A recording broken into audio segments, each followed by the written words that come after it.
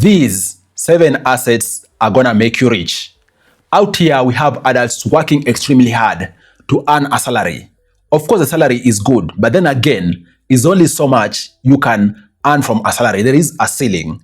That is why the brilliant of people out there do purpose to invest in assets.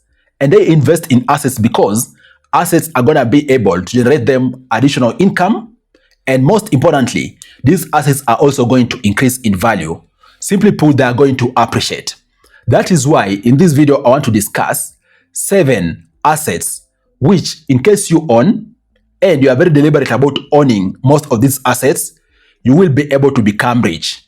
And in my discussion, I'm going to cover what the asset is, how you can own it, what the tentative return or potential return of that particular ownership looks like. And also, I'm going to share what the advantages and disadvantages of owning each of these assets are. So watch the whole of this video for you to really internalize these assets which you need to own for you to be able to become rich. In case you are new here, my name is Afagza Sifuna. I am a finance expert and qualified accountant, bringing you amazing videos about investing and making money each and every day. In case those are kind of topics which you like, down there is a button called subscribe. Click the button for you to subscribe to my channel so that you don't miss the videos I upload each and every day on this channel. And while you still at it, drop a like on this video. Thank you for subscribing and also liking this video. Having said that, let's jump right in it. The very first asset which you need to consider owning is investing in stocks. Out here, I'm pretty sure you've heard about stock market, where people are able to buy stock or shares of given companies out there. These are simply ownership of a given company, because by you buying stocks or shares, you are becoming part owner of a given company. And you can be able to invest in stocks through stock brokerage. Out there in whichever country, there's typically a stock market, which of course, they are regulated, right? So based on who the stock exchange is, you can be able to buy either directly or even so, buy through an existing stock broker. And of course, as you are doing that, look for those legit stock brokerages, right? And once you purchase, typically you are able to see your money grow in 2 ways. First way is through share price appreciation, whereby your share price is going to go up. And in case you decide to sell, it's called capital gains, okay? And the second way is through dividends, whereby if a company is mature and profitable, at the discretion of the company's board of directors, they could decide at the end of the year to share part of their profits with the shareholders. Therefore, you getting some cash for being part owner of the company. That is what is called dividends. And typically, in aggregate globally, we are talking about the average return of stock markets out there being somewhere between 8% to 12% each and every year. That tells you, you are most likely going to see your investment grow at an average of 10% each and every year. Now think about it. In case you compound, you don't cash out maybe your dividends, and also you don't rush to cash out your shares, you're most likely going to see your wealth grow exponentially over the years. That is the advantage of this particular investing. Long-term investing is going to see your initial investment grow exponentially. And then the disadvantage with this is that share prices are volatile, and also they are not really that much protected. Unlike giving maybe a given party credit, whereby they are supposed to pay you back with a given interest, you investing in the stock market is a decision you are making willingly. When you put money down in the stock market, that money is not protected.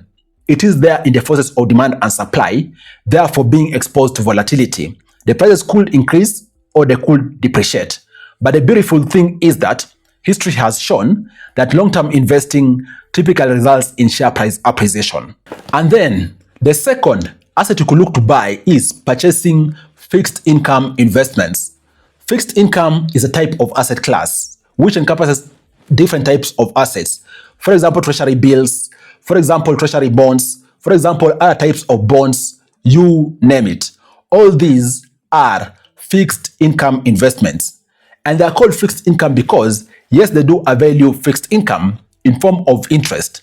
The beautiful thing about you investing in this is that typically in an economy out there, they are regulated.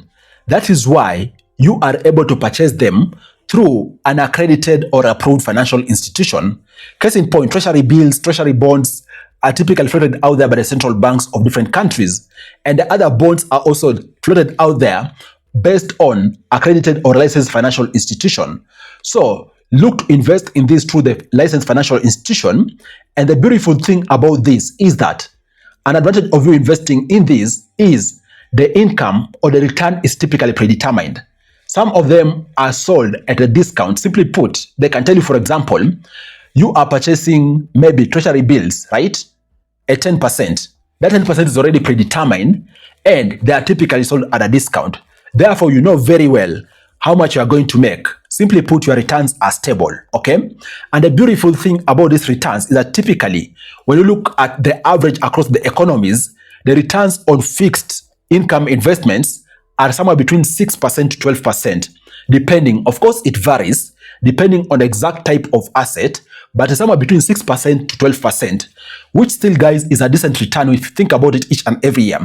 But then again, on the other side, the disadvantage of this, which really is not a big disadvantage per se, but is that the returns are typically lower compared to maybe investing in the stock market, right? Stock market typically has higher returns compared to, for example, investing in the fixed income investments. And then the third asset you could consider investing in is real estate. Guys, real estate is one of the oldest investments people have been doing over the years, and rightfully so. Because you could look at, for example, to purchase physical property through the appropriate channels, whether it's an individual or an institution, or even you could look to invest in something called real estate investment trusts or REITs through accredited listings out there. Whichever of the investment you jump onto in real estate is going to avail you two opportunities of you gaining. First and foremost, through rental income, and secondly, through you seeing your investment appreciate, because land and buildings out here typically appreciate, right? They rarely depreciate. Unless there's such an extreme bubble out there, they typically appreciate as soon as you have purchased. And the beautiful thing about this is that the annual returns typically in real estate are somewhere between 8% to 15% each and every year. That tells you, in case you invest in real estate, you won't go wrong. After a number of years, you're going to see your investment really appreciate big time. Of course, the advantage of this is that long-term investing is going to really see you grow wealth exponentially because it's a ripple effect. Think about it, 8 to 15% each and every year. Now think about how it's going to be 10 years from now, 20 years from now. That tells you you're going to be able to build amazing amount of wealth. The disadvantage when it comes to investing in real estate is that real estate is a capital-intensive investment.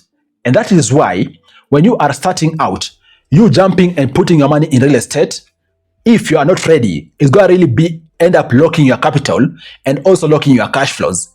That is why I typically advise people out there that, yes, it is good to invest in real estate, but maybe consider investing in real estate if you've already ensured your cash flows are in order.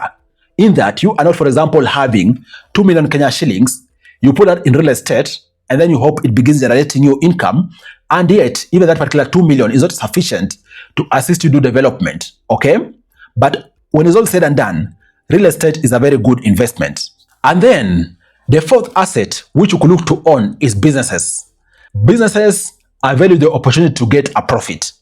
And by the way, there is no restriction regarding which business you need to jump onto. I won't recommend you jumping on any specific sector out there because all the sectors out there have opportunity of people making money through businesses.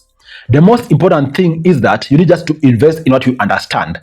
Or even so, invest in learning. Even if you understand, once you start a business, continue learning because it is your knowledge and the techniques you're going to be implementing along the way, which are going to really assist you be able to scale up your profit. Businesses is one of the amazing ways you can be able to make insane amount of money. And unlike, for example, investing in the stock market, in the fixed incomes, in real estate, where we typically say, for example, you earn somewhere between maybe up to a cap of 15% per year, investing in business has no cap in earnings. You can be able to see your investment even grow 5 times in 1 year, grow 10 times in 1 year, depending on how you approach it.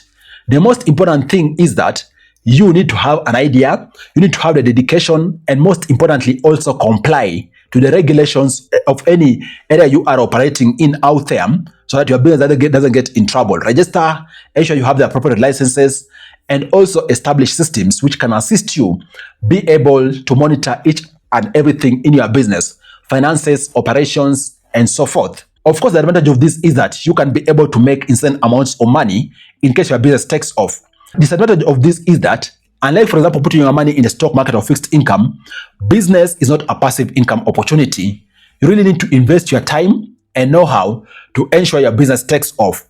If you're up to the task, you are not afraid of active monitoring of a business, then be sure that's a good asset for you to jump onto and then see your investment grow exponentially. And then the fifth asset is intellectual property. Unlike the other kind of assets which we're talking about, some of them, for example, real estate, businesses being tangible and physical, intellectual property is normally virtual.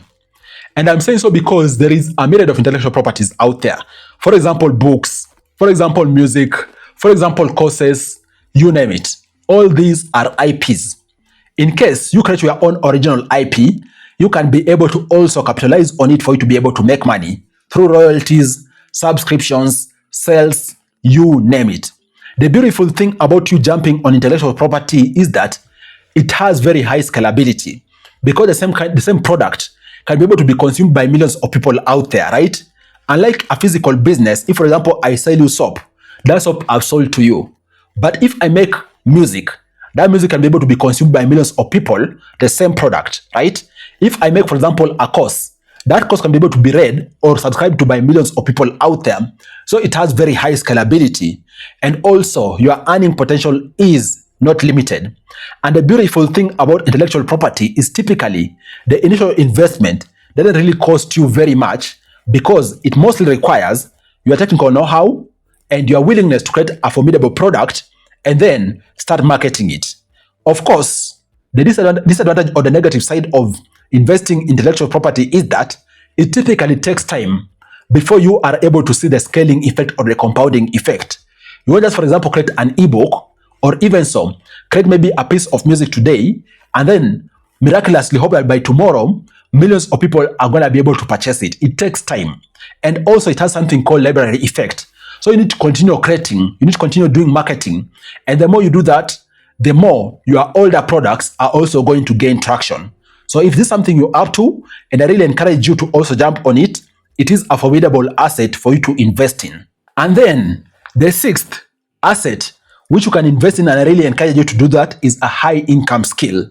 Out here, your earning potential is most likely pegged or also on the skills you have. That is why out here we have high income skills. For example, ability to sell. For example, utilization of technology. For example, video editing, content creation, you name it. We have a myriad of high income skills, which you, in case you invest in these high income skills, first and foremost, if you are employed, you will be able to even see your salary increase because you can negotiate for you to see your salary increase or even change your job and end up getting a higher pay. In case you are doing your own hustle, based on the skills you have, you will be able to create a more formidable commodity or product compared to your competition. Therefore, you'll end up being at the frontier of your competition and at the end, commanding a better pay compared to your competition, therefore also getting a higher reward. That is why you need to aim to invest in a high income skill.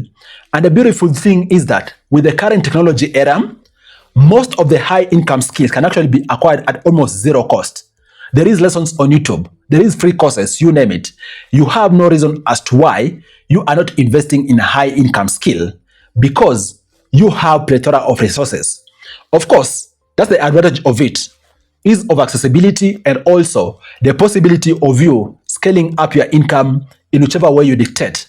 The disadvantage of this is that it calls for you to invest time and the willingness to learn.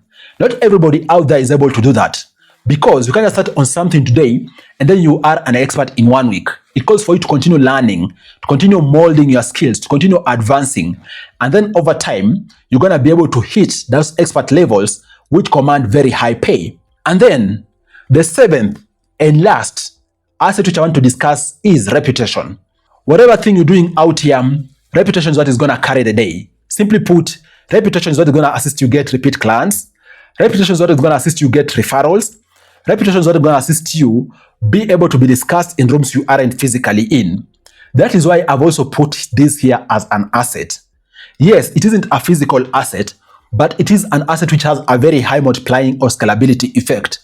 In case you are doing whatever you are doing diligently, you are ensuring that every person you bump into is having a positive experience when it comes to doing business with you. Over time, your reputation is going to be able to carry you through those corridors, those rooms which you aren't in physically, and also you'll get repeat subscriptions, you'll get repeat customers, and most importantly, you're going to get referrals, which are going to assist you to continue building your business.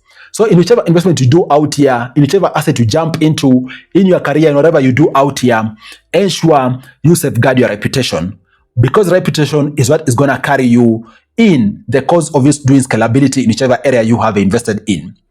What do you think about these 7 assets I've spoken about? Are you investing in all of them? Which ones have you invested in? Comment down below. Let's continue discussing them. But I hope you've really understood why these 7 assets are important, how you can go about investing in them to ensure at the end of it all, you are able to become rich. Cheers, guys, and look forward to catching up with you in the next videos. Bye-bye and take care.